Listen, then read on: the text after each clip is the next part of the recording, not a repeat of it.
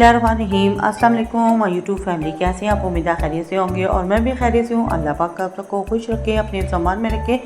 तो आज मैंने बनाई थी घिया चटनी की रेसिपी, जो कि बहुत ही यमी और डिलीशियस बन के रेडी हुई थी। तो चलते हैं अपनी रेसिपी की तरफ। 1 किलो के करीब मैंने यहाँ घिया चटनी ले ली थी और उन्हें धो के एक बोल में डाल लिया था और फिर इनके छिलके उतार के इनको मैंने बारीक बारीक एक बोल में काट लिया था।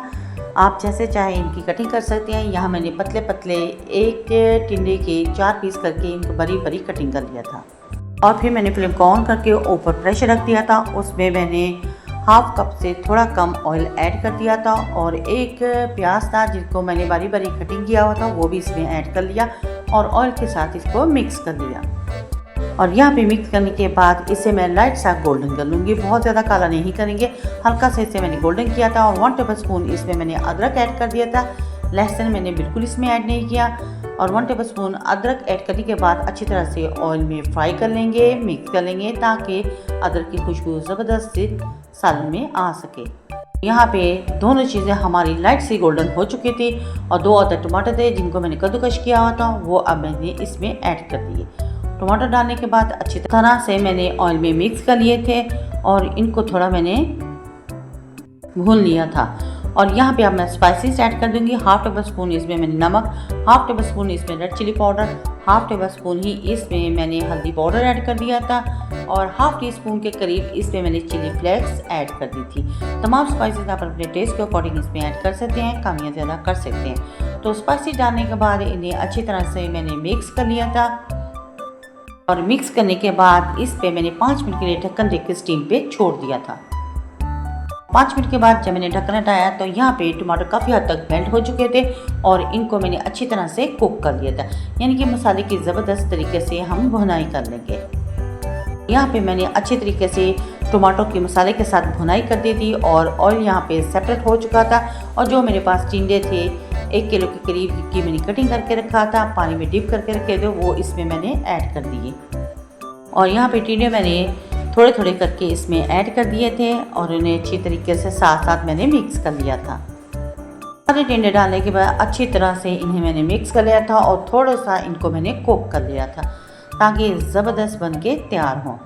यहाँ पे आप देख सकते हैं मैंने टिंडों को अच्छे तरीके से मिक्स कर लिया था और थोड़ी सी इनकी भुनाई कर ली थी। और जब इन्होंने पानी छोड़ दिया था तो ढक्कन दे के मैंने 15 मिनट के लिए स्टीम पे छोड़ दिया था। 15 मिनट के बाद जब मैंने ढक्कन हटाया तो यहाँ पे आप देख सकते हैं घिया चटनी ने पानी छोड़ दिया हुआ है अच्छे तरीके से और ये गल के रेडी हो चुकी हैं।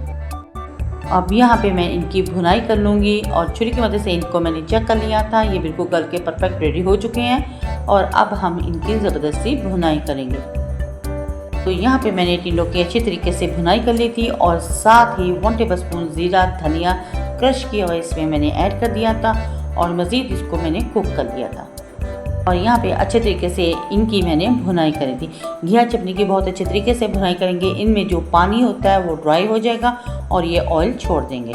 तो यहाँ पे इनकी भुनाई हो चुकी है और 2 अदर सब्ज़ मिर्चें भी मैंने इसमें ऐड कर दी। अगर आप ज़्यादा डालना चाहती हैं तो डाल भी सकते हैं, कटिंग करके डालना चाहती हैं इसमें मिर्चें तो वो भी आप डाल सकते हैं। 1 टेबल स्पून इसमें मैंने कसूरी मेथी ऐड कर दी थी और कसूरी मेथी ऐड करने के बाद इन्हें अच्छे तरीके से मैंने मिक्स कर लिया था और ये हमारी रेसिपी बहुत डिलीशियस और यमी से घिया चटनी की बनके तैयार हुई थी। और 5 मिनट के लिए ढक्कन देकर स्टीम पे मैंने छोड़ दिया था और जब मैंने ढक्कन हटाया तो ज़बरदस्त से हमारी घिया चटनी की भुजिया बनके तैयार हो चुकी थी और यहाँ पे मैंने प्यारी सी प्लेट में डिश आउट कर लिया। अगर आपको मेरी ये वीडियो पसंद आए तो प्लीज़ मेरी वीडियो को लाइक शेयर और सब्सक्राइब जरूर करें, बेल आइकन के बटन को ज़रूर प्रेस किया करें ताकि आने वाली नोटिफिकेशन सबसे पहले आप तक पहुंच सके और आपके प्यारे प्यारे कमेंट्स मिलते रहते हैं, जिसके लिए थैंक यू सो मच। मेरी वीडियो को फुल वॉच करने के लिए, लाइक करने के लिए और शेयर करने के लिए। वीडियो अच्छी लगे तो मज़ीद इसे फैमिली फ्रेंड में शेयर भी कर दिया करें। माशाल्लाह फाइनल लुक भी आप इसका देख रहे हैं, इसको बनाएं और ट्राई ज़रूर करें, अपने बच्चों अपनी फैमिली के साथ करें एंजॉय और अपनी बहन को रखें दुआओं में याद। तो नेक्स्ट वीडियो तक दे इजाज़त। अल्लाह हाफिज़ और अल्लाह निगहबान।